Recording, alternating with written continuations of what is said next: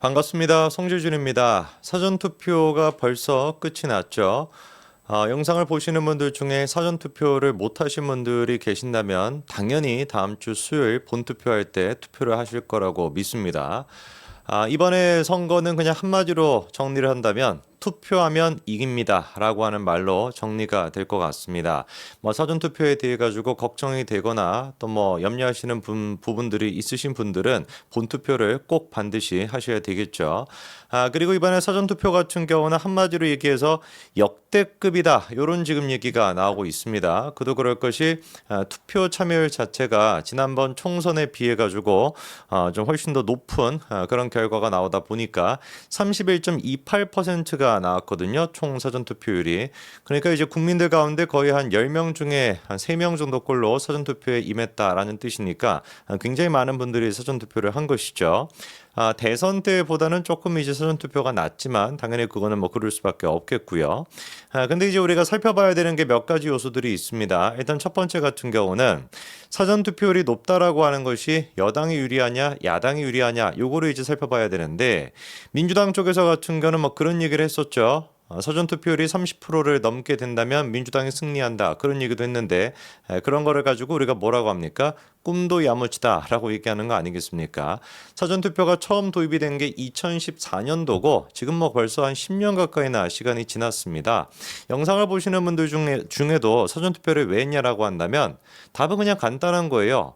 편하기 때문에 그렇지 않습니까? 여행 가는 길에 공항에서도 사전 투표할 수 있고 직장 내가 일 보다가 그 근처에서 그냥 할 수 있고 얼마나 편합니까? 저 또한 마찬가지로 외부 일정이 있다가 그 근처 그냥 동사무소 같은 데 가가지고 하니까 금방 한 5분도 안 걸리고 했거든요. 그렇기 때문에 사전 투표에 대해 가지고 과거에야 진보층이 더 많이 참여를 했다라고 하는 얘기가 통한다라고 할지라도 그게 안 통한 지가 벌써 제가 보기엔 4년 5년 정도 지났습니다. 그렇기 때문에 사전 투표율이 높다고 민주당한테 유리하다 결코 그렇게 볼 수 없고요. 마찬가지로 투표율 자체가 높다라 그래가지고 반드시 그게 민주당한테 유리하다 그것도 저는 아니라고 봅니다. 사실상 이제 그 투표라는 것 자체가 사전 투표율이 높다라 그래가지고 전체 투표율을 반드시 높이는 것도 아니거니와 본 투표와 사전 투표가 별개로 진행이 되는 경우도 많기 때문에 판세 자체가 그렇게까지 큰 의미가 있다고 볼 수는 없어요. 눈에 띄는 것 같은 경우는 사전 투표에 임한 지역별 그 증가율 차이 요거는 이제 우리가 좀 살펴볼 수 있을 것 같은데 이번에 이제 그 결과를 보니까 경기, 인천, 서울 요 세 개 지역에서 사전 투표 증가율이 특히나 높았다. 이런 지금 분석이 나오고 있습니다. 특히나 이제 그 경기도 같은 경우는 23.88%에서 29.54%로 가장 많이 상승을 한 지역이 됐고요.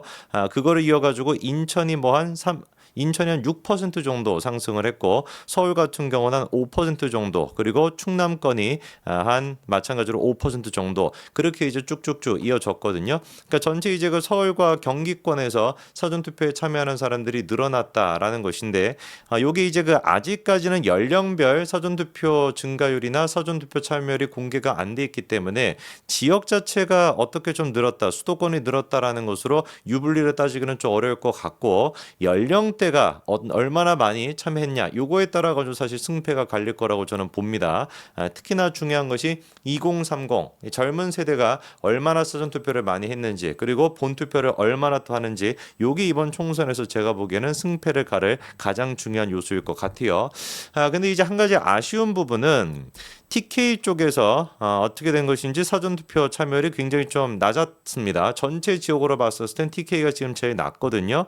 그러다 보니까 국민의 입장에서는 본투표장으로 TK 지역에 계시는 분들은 얼마나 많이 끌어올 수 있는지 요게 이제 과제로 남아있다라고 하는데 아무래도 제가 보기에는 그 보수 성향이 강한 TK 지역에서는 자연스럽게 이제 사전투표에 대한 어떤 좀 걱정이나 염려 이런 것들이 높아가지고 그 부정적인 인식 때문에 사전투표에 임하시는 분들이 적지 않았나라는 생각이 드는데 영상을 보시는 분들 중에 TK에 계시는 분들 많이 계시죠, 그렇죠? 그리고 사전투표 못 하신 분들, 안 하신 분들도 계실 것 같은데 반드시 진짜 반드시 여러분 본투표에 임하셔야 됩니다. 사전투표 이번에 참여율을 놓고서 약간 좀 에피소드라고 할까 좀 눈에 띄는 게 한 가지가 있었습니다. 김민석이가 지금 이제 민주당 전체 선거를 이제 다루게 되는 상황실장 역할을 맡고 있는데 김민석 상황실장이 지난번에 뭐라고 얘기했었냐? 민주당이 사전투표율 31.3%, 총투표율 71.3%를 목표로 삼고 투표 참여를 호소할 것이다 라고 얘기했었거든요. 그러니까 민주당이 원했던 사전투표 참여율이 31.3%였다라는 것인데 하필이면 아까 말씀을 드린 것처럼 이번에 사전투표 참여율이 몇 프로가 나온 거예요? 31.28%가 나오다 보니까 0.02%밖에 차이가 안 나는 거예요. 이거에서는 이거를 놓고서 우리가 생각할 때는 이거 완전 돗자리 깔아야 되는 거 아니냐. 김민석이가 뭐 어디서 뭐 이런 그 수치를 지금 내어가지고 31.3%라고 하는 목표치를 정확하게 세상 맞춘 거 아니겠습니까? 뭐 0.02%밖에 차이가 안 나니까 라고 생각할 수 있는데 아무래도 이제 또 부정선거에 대해 가지고 관심이 많으신 분들은 요거를 또 어떻게 지금 보고 있냐. 투표율 예측이 어떻게 이렇게 적중할 수가 있겠냐. 이것이야말로 민주당이 사전투표율을 쪽집게처럼 맞춘 게 아니라 사실상 투표율이 우리가 그렇게 걱정하고 있는 부정선거 세팅값의 결과인 거 아니냐 뭐 이렇게도 지금 얘기가 나오고 있는 상태입니다. 만약에 이제 본투표율까지도 정확하게 일치가 돼가지고 71.3%가 나온다라고 한다면 정말로 진짜 뭐 우스갯소리가 될 수도 있겠습니다만 사실 근데 31.3%라고 하는 수치는 지금까지 있었던 이제 그 사전투표율이나 이런 것들을 쭉 봤을 때 그리고 이제 지난번 사전투표에 비해 가지고 한 2, 3% 정도 오를 것이다. 뭐 이 정도는 예측할 수 있지 않겠습니까?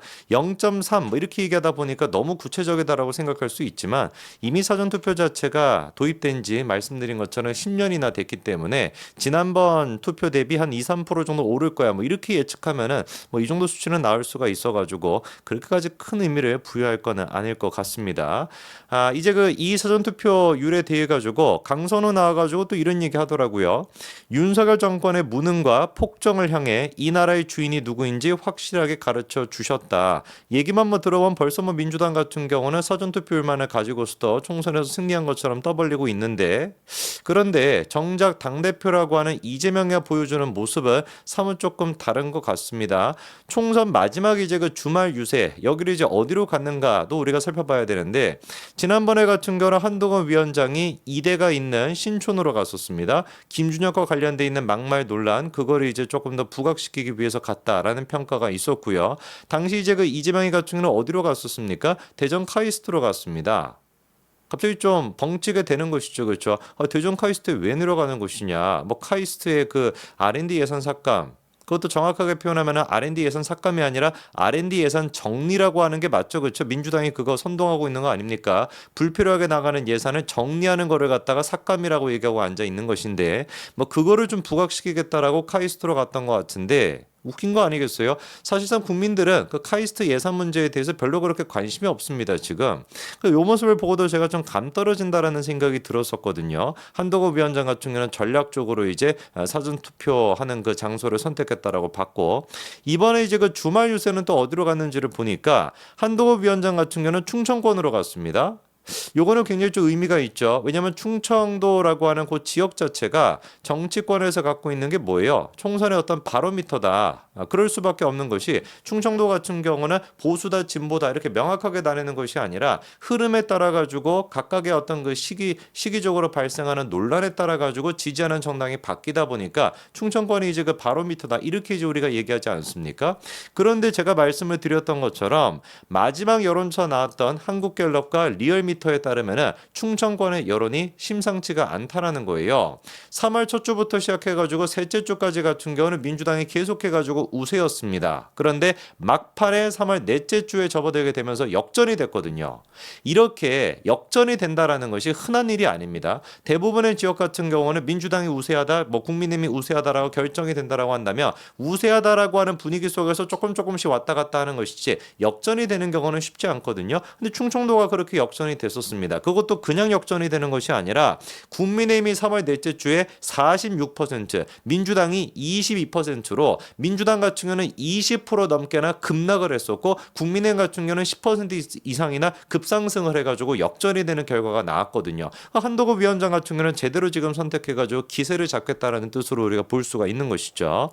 반대로 이재명 같은 경우는 수도권으로 갔습니다. 왜 수도권으로 갔겠냐? 이게 방증하는 게 뭐겠어요? 이재명 대표가 보기에도 수도권이 지금 한 표, 두 표 차이, 10표, 100표 차이에 따라 가지고 결과가 바뀔 수도 있다. 굉장히 이게 접전이 벌어지고 있다라고 하는 인식이 있기 때문에 수도권으로 간 거 아니겠습니까? 실제로 지금 고민정이나 오신환 원래 그 고민정이 훨씬 앞서는 것처럼 우리가 느끼고 있었죠. 여론조사도 마찬가지였고. 근데 마지막에 나왔던 여론조사 결과를 보니까 지금 이제 고민정이가 47%, 오신환이가 46% 적극적으로 투표하겠다라고 하는 그 투표층을 대상으로 해봤을 때 1%밖에 차이가 안 나거든요. 이재명이가 지금 걱정하고 있는 것도 마찬가지인 것이고 민주당이 걱정하고 있는 것도 마찬가지입니다. 국민의힘은 뭐 하면 이길 수가 있습니까? 투표하면 이길 수가 있습니다. 혹시라도 투표를 안 하신 분들이 계신다면 당연히 본투표 하셔야 되고요. 자녀들한테 친척들한테 다 확인 전화 돌리셔야 됩니다. 너 투표했냐 안 했냐? 투표 안 했다 용돈 주지 마시고 투표 안 했냐 꿀밤 한 대 때리시고 반드시 투표하라고 격려하시기 바랍니다. 국민의힘의 이번 총선은 뭐에 의해서 결정이 됩니까? 투표에 따라서 결정합니다. 투표하면 이깁니다. 여기까지 말씀드리겠습니다. 감사합니다.